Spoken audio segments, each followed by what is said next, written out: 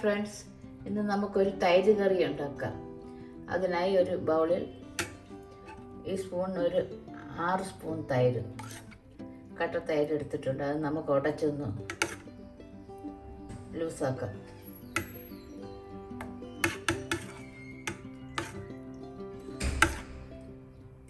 ലൂസാക്കിയ ശേഷം അതിലേക്ക് ഏകദേശം 1/2 ടീസ്പൂൺ ഉപ്പ് ചേർത്ത് വീണ്ടും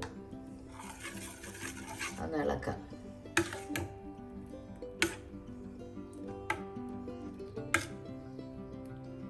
ഇതിന് വേണ്ട മറ്റാവശ്യമുള്ള സാധനങ്ങൾ: ഒരു 5 കുഞ്ഞുള്ളി ചെറുതായി അരിഞ്ഞത്, ഒരു ചെറിയ പിടി മല്ലിയില ചെറുതായി അരിഞ്ഞത്, വെളിച്ചെണ്ണ, ഉപ്പ്, കായപ്പൊടി, കടുക്, പിന്നെ മുളക് പൊടി, ലേശം മഞ്ഞൾപ്പൊടി.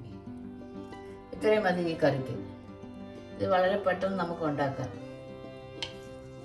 അതിനായി ഇത് തൈര് കുഞ്ഞുള്ളിക്കറിയാണ്. അധികം ഇൻഗ്രീഡിയൻസ് ഒന്നുമില്ല അതിന്.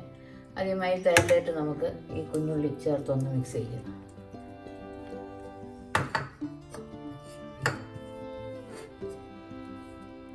എല്ലാം കൂടെ നന്നായി മിക്സ് ചെയ്യാം.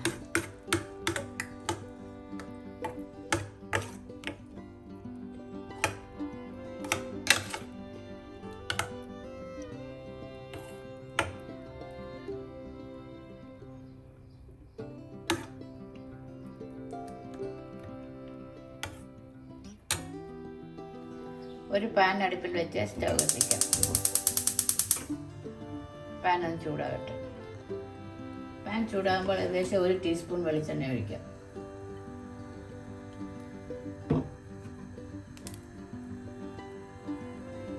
വെളിച്ചെണ്ണ ചൂടാകും. എണ്ണ മൂക്കുമ്പോൾ അതിലേക്ക് 1/2 ടീസ്പൂൺ കടുക് ഇട്ട് പൊട്ടിക്കാം.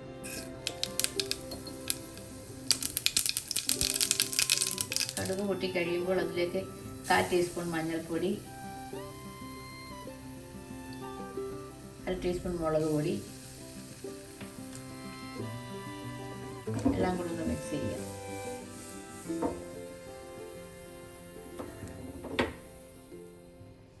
കാൽ ടീസ്പൂൺ കായപ്പൊടി കൂടെ ചേർക്കാം. എല്ലാം കൂടെ എണ്ണയിലൊന്ന് മൂക്കട്ടെ.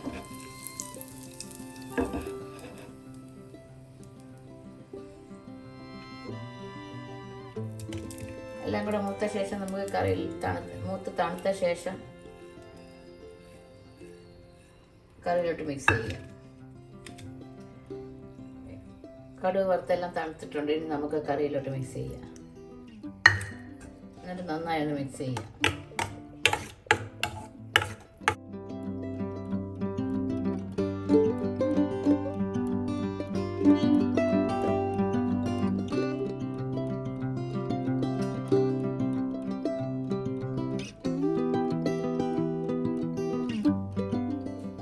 തൈരെല്ലാം നല്ലതുപോലെ ഇളക്കി കുറച്ച് മല്ലിയിലയും ലാസ്റ്റ് ചേർക്കാം.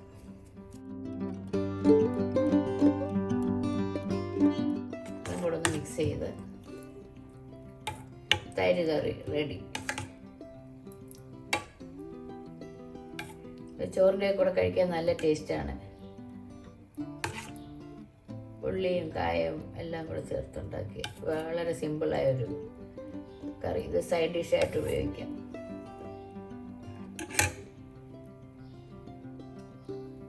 തൈര് കുഞ്ഞുള്ളിക്കറി റെഡി. എൻ്റെ വീഡിയോ ആദ്യമായി കാണുന്നവർ ഇഷ്ടപ്പെട്ടാൽ സബ്സ്ക്രൈബ് ചെയ്യുക. മറ്റൊരു നല്ല റെസിപ്പിയുമായി വീണ്ടും കാണാം.